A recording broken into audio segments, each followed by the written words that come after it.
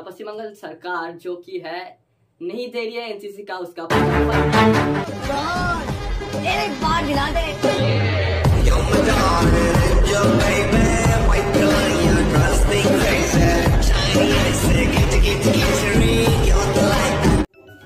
तो कैसे हैं आप लोग? आशा करता हूँ कि आप सब लोग बिल्कुल भी फिट होंगे।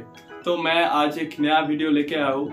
आज का वीडियो ना ही कोई ब्लॉग, ना ही कोई फनी, ना ही कोई फिटनेस रिलेटेड टिप्स के लिए है। आज मैं एक बहुत ही सीरियस मैटर को लेके बात करना हूँ जो कुछ दिनों में बहुत सारे सोशल मीडिया और न्यूज चैनल्स में कंट्रोवर्सी में आ रहा है। जी हाँ, थंबनेल से ही आपको पता चल गया होगा।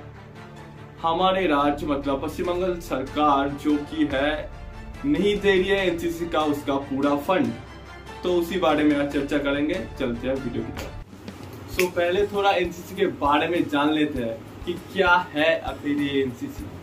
मुझे पता है कि ज्यादातर लोगों को ये बात पता है, और जिनको पता नहीं है तो भाई लोग किस लिए है दुकान खुल के उसको मैं बताऊंगा शॉर्टली। इन 1942 ब्रिटिशों ने यूओटीसी मतलब यूनिवर्सिटीज ऑफिसर ट्रेनिंग कॉर्प्स के नाम से एक ऑर्गेनाइजेशन स्टैब्लिश किया था जो कि वर्ल्ड वॉर 2 के टाइम हुआ था। बाद में जाके इसे देखते हुए इसे और बेहतर आइडियाज, बेहतर स्कीम्स के साथ हमारे हृदय राज कुंजरू ने एक टीम को, एक कमेटी को लीड करते हुए बनाया था एनसीसी को, जो कि पंडित जवाहरलाल नेहरू के आधार पर, जो कि स्कूल्स, कॉलेजेस और यूनिवर्सिटीज में कैडेट्स को या बच्चों को मिलिट्री ट्रेनिंग दे सके। The national cadet corps Act was accepted by the Governor General on 15 July 1948. The NCC यानी कि the National Cadet Corps came into existence. तो अब जान लेते हैं एनसीसी के मोटो के बारे में कि क्या है इसका मोटो, किस आधार पर चलता है। एनसीसी का मोटो है unity and discipline. Unity Ekta, discipline अनुशासन। एकता मतलब सब साथ, अनुशासन, अनु मतलब खुद, शासन मतलब राज करना, मतलब सब दोनों को मिला के जाए तो सबको साथ लेके राज करना। इसका मतलब ये नहीं कि दंगे फसाद, झगड़ा झाटी कुछ भी, ये सब नहीं है। मतलब देश के काम में एकता के साथ आगे बढ़ना एनसीसी का डिसिप्लिन। और ये यूनिटी एंड डिसिप्लिन सबसे नहीं होता, जो कि एक एनसीसी स्टूडेंट अपने करियर में ये करता है हर वक्त, इवन एनसीसी खत्म होने के बाद भी। अब तुम कहोगे कि तुमने क्यों दाढ़ी नहीं बढ़ाई? क्योंकि मेरे घर में एक दुर्घटना घटी थी, तो मैं मरा नहीं सकता, नियम है थोड़ा बहुत। तो मेरा जो कि एनसीसी खत्म हुआ है, मैं थोड़ा ये कर रहा था। अगर ये आप तो मेरे साथ ऐड करोगे तो गलत होगा। और एनसीसी के अंदर 17 डायरेक्टरी है पूरे इंडिया में। तो इस डायरेक्टरी काम कैसे करती है? इन 17 डायरेक्टरी के अंदर लगभग 95 to 96 ग्रुप हेडक्वार्टर्स होते हैं, और उन्हीं ग्रुप हेडक्वार्टर्स के अंदर होते हैं बहुत सारे यूनिट्स। अब जान लेते हैं कितने डायरेक्टरी आर्मी के है 12, 3 है एयरफोर्स के और नेवल के है 2। अगर ग्रुप हेडक्वार्टर्स के बात करें तो all over India 95 to 96 group headquarters है, और इन्हीं हेडक्वार्टर्स के अंदर काम करता है यूनिट्स।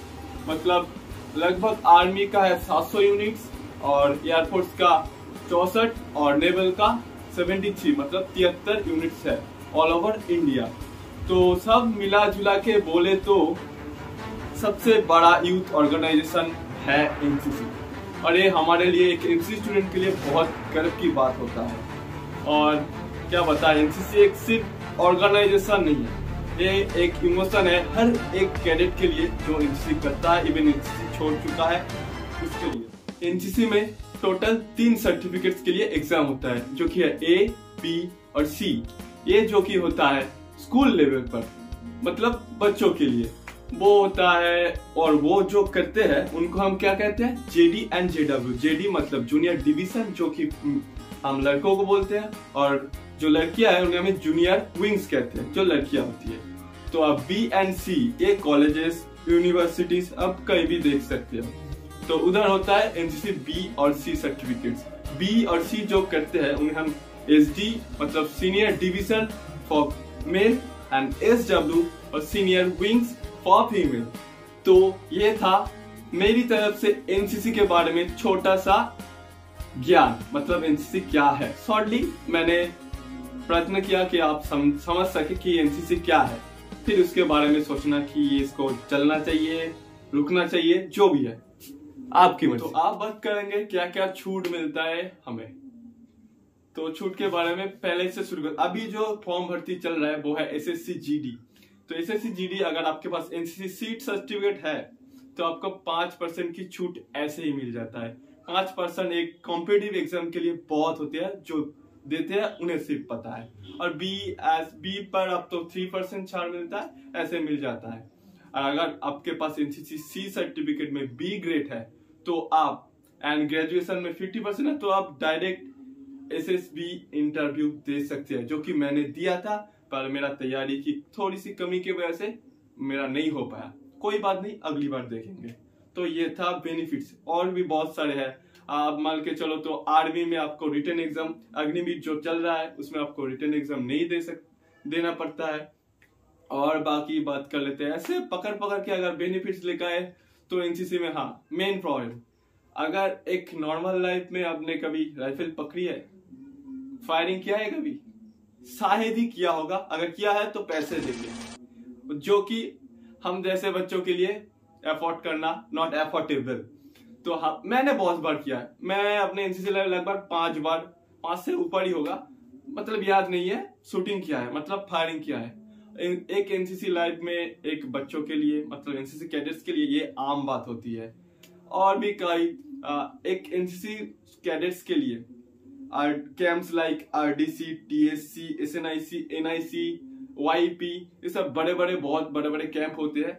एक एनसीसी कैडेट्स के लिए ये बहुत गर्व की बात होता है और बहुत एडवेंचरस होते हैं। मतलब बाहर के स्टेट में जाना, सारे बच्चों से, मतलब सारे नए नए दोस्त, नए मतलब एडवेंचर, माउंटेनिंग, बहुत सारा है।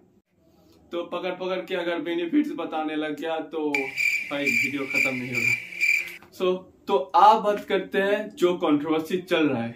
पहले जान लेते हैं कि एनसीसी कैंप्स कैसे चलता है, एनसीसी का पूरा फंडिंग कैसे चलता है, इस प्रोसेस के बारे में थोड़ा सा जान लेते हैं। तो एनसीसी के अगर जो 3 सर्टिफिकेट्स है, ये सर्टिफिकेट्स के लिए आपको कम से कम मतलब मिनिमम एक मिलिट्री कैंप करनी पड़ती है, आप चाहे सीएटीसी हो कुछ भी हो, तो ये कैंप करना पड़ता है। और बी सर्टिफिकेट के लिए भी सेम मिनिमम एक कैंप करना पड़ता है। अगर आप सी के लिए 2 मिलिट्री कैंप करने पड़ते हैं। तो एक कैंप चलता कैसे है, पैसा कहाँ से आते हैं। अगर आप, मतलब मैं वेस्ट बंगाल से हूँ, अगर वेस्ट बंगाल पे एक कैंप चल रहा है तो उसका मतलब अगर 100 रुपए लगते हैं कैंप चलाने के लिए, तो 75% देगी सेंट्रल गवर्नमेंट और उस बाकी का जो 25 रुपए मतलब 25% देगा स्टेट गवर्नमेंट। तो ऐसे मतलब 3:1 रेशियो में ये प्रोसेस चलता है। तो अब बात करते हैं ये 75 और 25 के बारे में, जो कि 75% तो सेंट्रल गवर्नमेंट दे रही है। अगर हमारे स्टेट में थोड़ा सा प्रॉब्लम्स हो रहा है, इसी वजह से शायद हमारी स्टेट नहीं दे पा रही है, जो भी है। तो मैं अकॉर्डिंग टू मीडिया बात करना चाहूंगा, जो कि मैंने देखा, बिना देख के तो मैं बता नहीं सकता। अभी तक जो हमको बताया गया है वो 80 लाख के करीब आया है और 4 करोड़ से ऊपर अभी ट्रेनिंग का जो पैसा है वो मिलना बाकी है। तो इस 25% का अगर रुपए में कन्वर्ट किया तो 5 करोड़ होते हैं, जिनमें से सिर्फ हमारे स्टेट गवर्नमेंट ने दिया है 80 लाख माने अब 4.2 करोड़ अभी बाकी है देने। मतलब मुझे भरोसा है कि दे देंगे, पर बाकी है।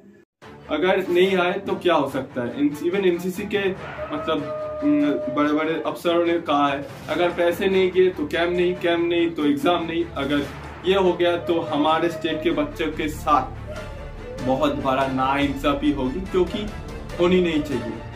क्या हमारी स्टेट जानती है, मतलब पिछले साल हमारे स्टेट ने, मतलब हमारे डायरेक्टरी ने 5th रैंक किया था आरडीसी यानी कि रिपब्लिक डे कैंप पर ऑल ओवर इंडिया। ये कोई छोटी बात नहीं है। और इस बार वो लोग और भी अच्छा ट्राई करेंगे कि फर्स्ट हो।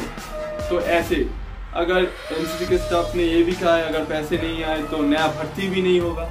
बेकार में भर्ती करके क्या करेंगे वो लोग, अगर कैंप्स नहीं कर पाए, एग्जाम नहीं करवा पाए तो क्या करेंगे। तो ये चीज था। और बाकी बातें कर लेता हूँ। तो मेरा मोटिव सिर्फ यही है, मेरे स्टेट गवर्नमेंट से या मेरे जो भी राज्य सरकार के जो अधिपति है, वो मैं आशा करता हूँ कि वो लोग जल्दी अपना फंडिंग दे देंगे। मुझे मालूम है कि वो लोग दे देंगे, पर थोड़ा जल्दी कीजिए, क्योंकि रिपब्लिक डे कैंप आ रहा है, तो उसके लिए बहुत तैयारी लगती है, बहुत मेहनत लगता है। इसी वजह से रिपब्लिक डे कैंप एक स्टूडेंट या कैडेट कह सकते हो, एक बच्चों के लिए बहुत बड़ा, मतलब क्या बोलते हैं उसको, मतलब दिल से कनेक्टेड है। वो बहुत कड़ा तपस्या करना पड़ता है उसके लिए। तो ये चीज मैंने भी किया था, पर मेरे में शायद कुछ कमी लगे उनको, इसलिए मुझे बाहर छाड़ दिया गया। कोई बात नहीं, मैं एनसीसी का जुड़ा हूँ, यही काफी है।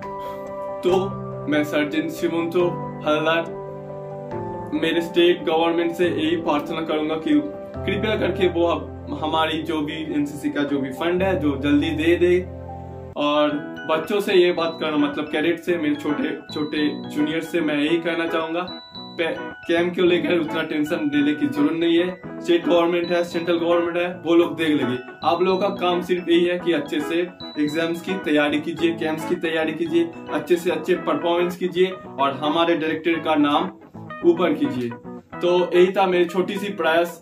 अगर वीडियो काम का लगे तो अपने हिसाब से शेयर कर देना, और नहीं किया तो छोड़ देना, कोई बात नहीं। तो मिलते हैं अगले वीडियो पर, तब तक के लिए गुड बाय। और मेन बात, हम सब साथ है। जय हिंद, जय भारत, भारत माता की जय।